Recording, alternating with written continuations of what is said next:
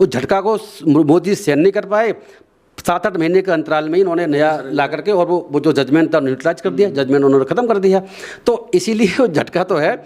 अब जो supreme court का ये कमेंट करना कल वास्तव में सरकार को बहुत बड़ा झटका है और सरकार कोई ना कोई हथकंडे लगा कर कोशिश करेगी कि सुप्रीम कोर्ट हमारे जो अमेंडमेंट किया है 2023 में उसको ये अनकॉन्स्टिट्यूशनल डिक्लेयर ना कर दे। ये जो जजेज हैं, खासतौर दत्ता जस्टिस दत्ता जो थे, इनका माइंड में क्या चल रहा है वो उन्होंने पकड़ लिया है। तो उस स्थिति में वो कोई अगली बार तर्क कुतर्क ऐसे चीज़ लेकर के आएंगे और जज साहब को अच्छी ये समझाने की कोशिश करें कि भाई जरूरत नहीं है, ये जो हमने मोदी जी जिसको नॉमिनेट करेंगे मिनिस्टर को वही अच्छा है, हो सकता है ऐसी। अब देखो आखिर वक्त बताए। तो मतलब ये तो नहीं है कि मोदी जी जिसको लाएंगे वो बिल्कुल दूध का धुला है और बाकी सब बेकार है। मतलब मोदी जी को चीफ जस्टिस इंडिया पर विश्वास नहीं है। अगर उन्हें विश्वास होता तो ये तुरंत ही आनंद फानन में बिल ला करके और उस जजमेंट को खत्म क्यों कर देते। जो चुनाव की निष्पक्षता का सवाल है उसमें तो कोई डाउट ही नहीं है। ये तो बहुत ही आवश्यक है, संवैधानिक व्यवस्था भी है कि चुनाव जो है फ्री एंड फेयर होने चाहिए, इसमें कोई डाउट ही नहीं है। बंगाल में और राज्यों में चुनाव हुए हैं तो उसमें फ्री एंड फेयर नहीं हुए हैं, ऐसे आरोप लगे हैं और वो भी मेरे हिसाब से ठीक आरोप है। लेकिन सवाल ये है कि इलेक्शन कराने की जिम्मेदारी है किसकी है, वो है इलेक्शन कमीशन की। तो अभी जो कल रिट जिसमें सुप्रीम कोर्ट में जो हियरिंग चल रही थी तो उसमें मुद्दा ये था कि इलेक्शन कमिश्नर और 2 election commissioner, chief election commissioner और 2 अन्य इलेक्शन कमिश्नर क्या जो अपॉइंटमेंट होता है, नियुक्ति होती है, वो कैसे होती है, क्या वो फ्री एंड फेयर है, क्या वो फेयर नियुक्ति है, क्या संविधान के हिसाब से है या मतलब कोई इंडिपेंडेंट लोगों को चुनने की इसमें जो प्रक्रिया है वो क्षमता है या कि वो 22 लोगों की जो सरकार जिसको चाहे उसको अपॉइंट कर दे। इस पर केस चल रहा है। देखो मैं आपको बता दूं कि हुआ ये था कि 2023 में मुझे लगता है मार्च में सुप्रीम कोर्ट की 5 जजों की बेंच ने एक बरनाला वाला जजमेंट आया था, अनूप बरनावल करके जजमेंट था। उसमें 5 जजों ने ये कहा था कि ये जो इलेक्शन कमीशन है उसमें जो इलेक्शन कमिश्नर चीफ और बाकी इलेक्शन कमिश्नर की जो नियुक्ति होगी वो एक पैनल के द्वारा होगी। वो पैनल में प्राइम मिनिस्टर होंगे, लीडर अपोजिशन होंगे और उसके अलावा कौन होंगे, चीफ जस्टिस ऑफ इंडिया। तो उन्होंने चीफ जस्टिस ऑफ इंडिया को स्वतंत्रता निष्पक्षता बनाए रखने के लिए सिलेक्शन में प्रोसेस में उनको कहा कि आप जब तक कोई पार्लियामेंट लॉ नहीं पास कर दी तब तक आप चीफ जस्टिस ऑफ इंडिया को ही उसका मेंबर रखेंगे जो कि सिलेक्शन करेगा। तो 3 लोगों की कमेटी थी, prime minister, chief justice of India और तीसरा लीडर ऑफ अपोजिशन। ये मार्च 2023 की बात है। जजमेंट जो 5 जज बेंच का आया था अनूप वाला।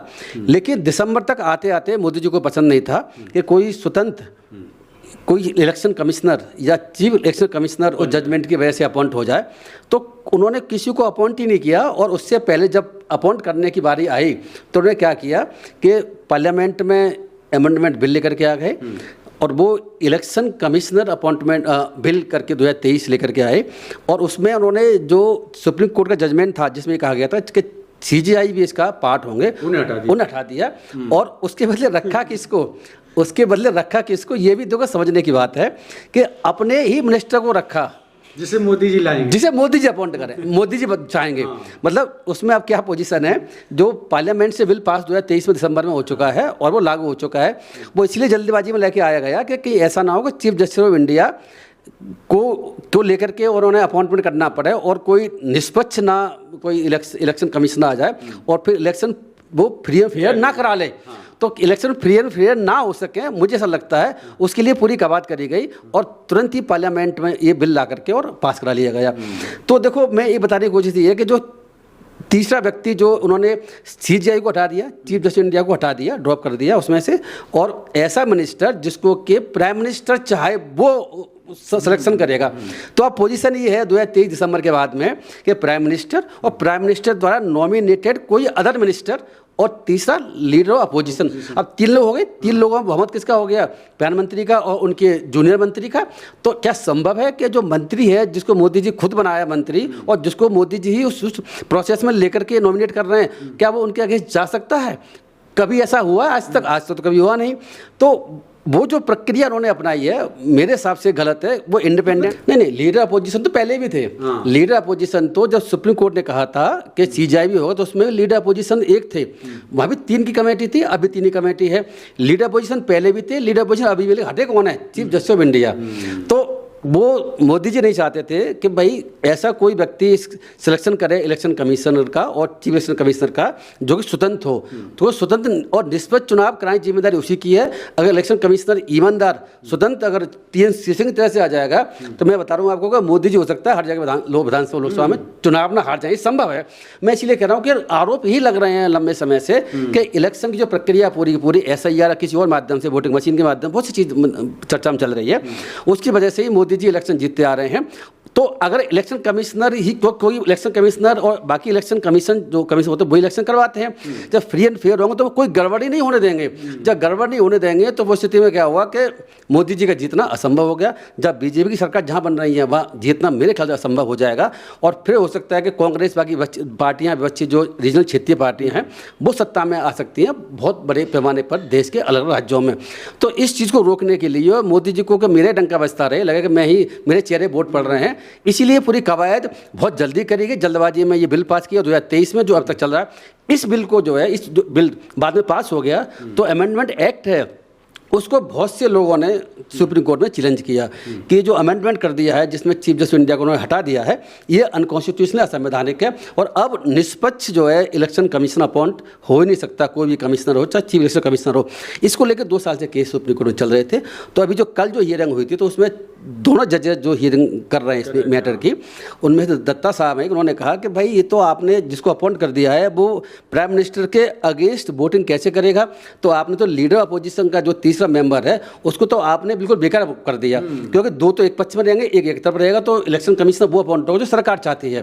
न्यूट्रल व्यक्ति को लाने की आवश्यकता है, ऐसा सुप्रीम कोर्ट का व्यू था। उन्होंने कहा कि कोई ऐसा व्यक्ति मिनिस्टर कोई उसमें तीसरा मेंबर जो मिनिस्टर ना हो, कोई न्यूट्रल पर्सन हो, इंडिपेंडेंट पर्सन हो जिससे कि इलेक्शन कमीशन की जो स्वतंत्रता है वो बरकरार रहे। सोशल एक्टिविस्ट हो सकता है, हाँ हो सकता है या कोई और भी हो सकता है। अब आगे जो हियरिंग पे क्या इसमें निकल के आता है ये अभी देखने वाली बात है। सोशल एक्टिविस्ट हो सकता है या कोई और ऐसा व्यक्ति हो सकता है जिसकी के इंटीग्रिटी इम्पेकेबल हो, मतलब उस पर कोई दाग ना हो, कोई क्वेश्चन मार्क ना लग सके, ऐसी सुप्रीम कोर्ट की मुझे लगता है मंशा इस केस में लगती है। और मैं एक बात और बता दूं कि वहाँ पर जो अटॉर्नी जनरल ऑफ इंडिया हैं तो उन्होंने एक बात कही थी कि भाई जो इलेक्शन कमीशन में अपॉइंटमेंट कैसे होगा उससे देखा नहीं जाना है।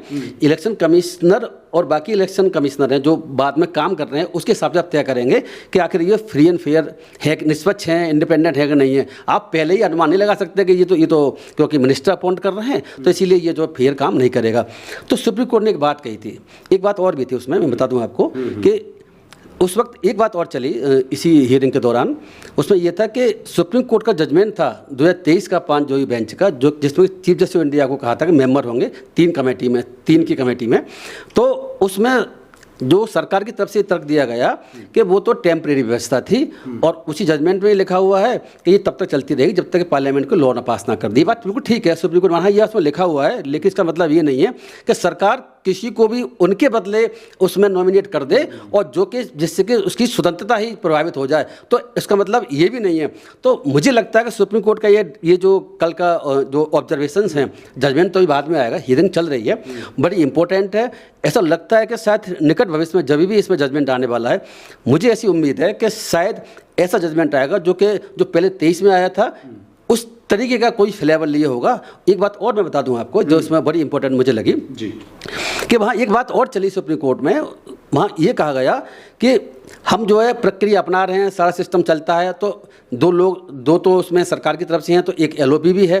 तो सुप्रीम कोर्ट का कहना ये था कि जो हम पहले भी मैं भी कई बार कहता रहा हूँ, ये जो है ईडियम्स है जो बोली जाती है हमेशा लॉ की फील्ड में कि सिर्फ न्याय होता हुआ नहीं, होता हुआ दिखना भी चाहिए। न्याय होना नहीं चाहिए, होता हुआ दिखना भी चाहिए। उन्होंने कहा कि जब प्राइम मिनिस्टर और प्राइम मिनिस्टर के द्वारा नॉमिनेटेड एक अन्य मिनिस्टर जो मोदी जी का मिनिस्टर है, अगर वो लोग अपॉइंट करेंगे तो न्याय होता हुआ दिख कहाँ रहा है। तो सुप्रीम कोर्ट ने इस जो मैक्सिम का इससे इस्तेमाल किया, इस प्रॉवर का इस्तेमाल किया, तो ऐसा लगता है कि शायद जो है ये बेंच सुप्रीम कोर्ट की ऐसे कोई रास्ता अपनाएगी जिसकी वजह से जो मेंबर जो प्राइम मिनिस्टर द्वारा नॉमिनेटेड जो मिनिस्टर है उसको हटा करके किसी और इंडिपेंडेंट न्यूट्रल पर्सन को लाया जा सके।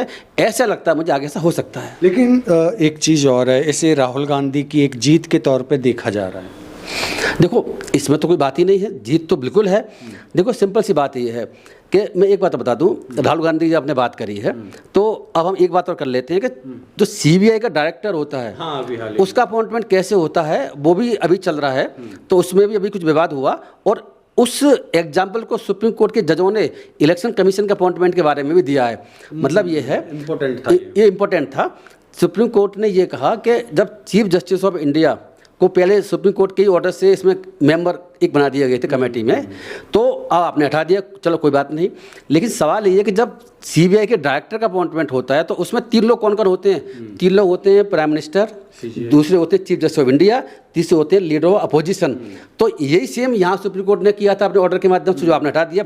तो सुप्रीम कोर्ट का कहना ये भी था कि जब सीबीआई के डायरेक्टर के अपॉइंटमेंट में चीफ जस्टिस ऑफ इंडिया रह सकते हैं, अभी भी वही मिलकर 3 लोग कमेटी मिलकर के तय करती है, तो फिर सीबीआई डायरेक्टर इतनी बड़ी पोस्ट थोड़ी है। चीफ इलेक्शन कमिश्नर या अलग कमिश्नर, ये तो बहुत बड़ा संवैधानिक पद है। सीबीआई डायरेक्टर तो कॉन्स्टिट्यूशनल पोस्ट भी नहीं है, वो तो एक अलग चीज़ है वो तो। लेकिन तो चीफ इलेक्शन कमिश्नर और अन्य कमिश्नर है, ये तो कॉन्स्टिट्यूशनल पोस्ट है। 324 आर्टिकल इस बारे में डिटेल में कहता है।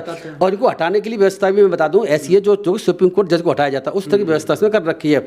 तो ये जो बड़ी इंपॉर्टेंट बात थी, मैं इसमें एक बात और जोड़ता चलूँ कि जब अभी क्या हुआ था कुछ दिनों पहले, 5-6 दिन पहले की बात है, कि सीबीआई के डायरेक्टर के अपॉइंटमेंट के लिए इस कमेटी की मीटिंग होनी थी, जिसमें कौन थे? Prime minister Modi, chief justice of India justice Suryakant ji, और तीसरे थे राहुल गांधी, लीडर अपोजिशन। तो राहुल गांधी जी वहाँ गए नहीं, और उन्होंने कह दिया, जहाँ तक मैं समझ रहा हूँ कि अखबारी रिपोर्ट से पता ही चलता है, मीडिया की रिपोर्टिंग से, कि शायद सीजीआई साहब वहाँ गए हों, प्राइम मिनिस्टर मोदी भी रहे होंगे। राहुल गांधी ने यह कह दिया कि हमें डिटेल्ड में रिपोर्ट जो है, जो 36 डिग्री की रिपोर्ट कोई होती है डिटेल में, जिसको आप अपॉइंट करना चाहते हैं उसके बारे में बारीकी से सारी डिटेल रिपोर्ट होती है, वो हमें प्रोवाइड नहीं कराई गई है। तो उस स्थिति में मैं नहीं जाऊँगा, और मैं कोई जो है रबड़ स्टाम्प नहीं हूँ, जैसा वैसे कर लें।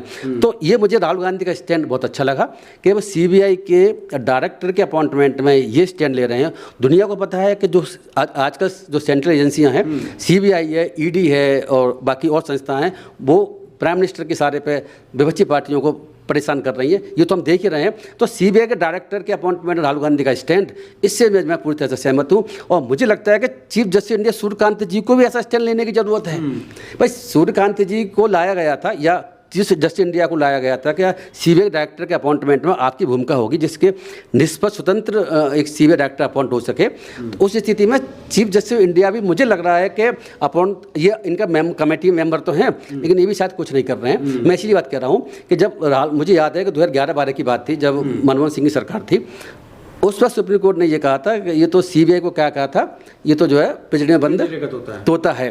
तो उसके बाद में फिर जहाँ तक मुझे याद पड़ रहा है कि उसी जजमेंट के आसपास चीफ जस्टिस इंडिया को भी कमेटी का मेंबर बनाया गया, जिससे कि स्वतंत्र डायरेक्टर बन सके। लेकिन ऐसा हुआ? ऐसा हुआ?